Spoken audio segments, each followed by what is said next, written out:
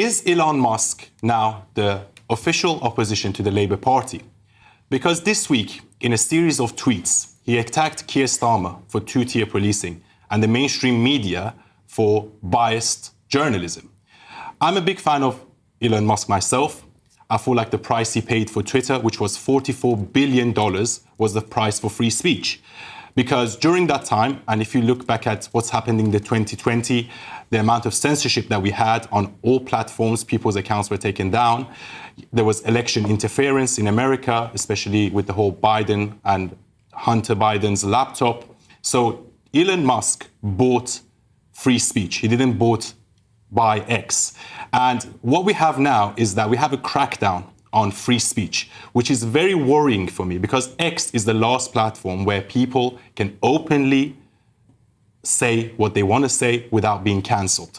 And I just think it's completely out of order for Keir Starmer and the Labour government to try to crack down on people, put people in jail for their opinions online. That's a George Orwellian future, and I do not agree with it. And I've always said, if we don't have freedom of speech, then we will have war. Because one of the pillars of democracy is freedom of speech and freedom of expression. And that's what actually separates the first world from the third world. So, Alex, what do you think? Yeah, I couldn't agree more with you, Eunice. And obviously, good friend of mine, Elon Musk. You know, he retweeted. That's right. And he gets it. He understands the problem. He sees it from a global perspective, given the fact that he runs this major platform. He sees governments cracking down systematically on people's right to do simple things like speculate, for example. And it is worrying. It is worrying when you're the man running a multi-billion-dollar company where the whole purpose of it is to allow people to have their freedom of speech. And I think you're absolutely nailing it when you say that countries in general and democracies will fail when there is no right to freedom of speech. It's terrifying. It's absolutely terrifying. And you know what? I think it's very, very telling and very bad that right now at this pivotal moment for our country, when I think we've got pretty authoritarian pretty damn quickly, that actually there's no opposition. So Elon Musk is a big voice with a big platform who is saying things that I think is really needed in the public debate. Exactly. And I just want to ask the question, Claire, where the hell is Rishi Sunak? Yeah. Well, that is a very good question, and I've long considered the Conservative Party to be not very good in opposition, and they should be there. This is the kind of thing that they should be coming back on, and they should be pressing the issues to Keir Starmer as to how you're going to run a country, how you're going to look after your citizens, but nobody is seemingly pushing back on it. Everybody seems to have gone off on their summer holidays and forgotten about the rest of the country, and I find that really disappointing.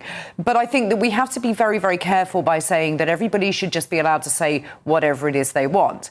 As in government, you need an opposition, and I think social media, you do.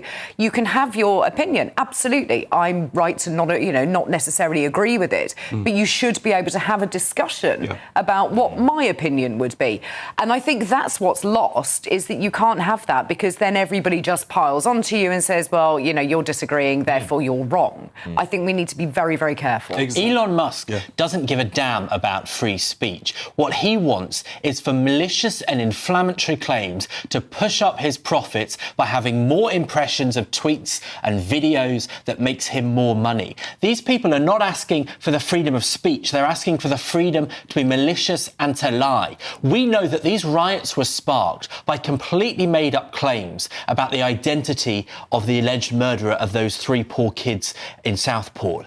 That is what led to this. And his platform did not take action, did not take it down, did not act responsibly, and look where this ended up. Lots of people buying in to malicious lies. And I think any democracy, anybody that actually believes in freedom of speech, stands up to that, because they don't have a right to incite that behaviour. I completely disagree with you. So you think you should be able to lie about a Muslim boat migrant? I'm not saying that something. at all. First of all, what I'm saying is that who is the arbiter of what is true and untrue?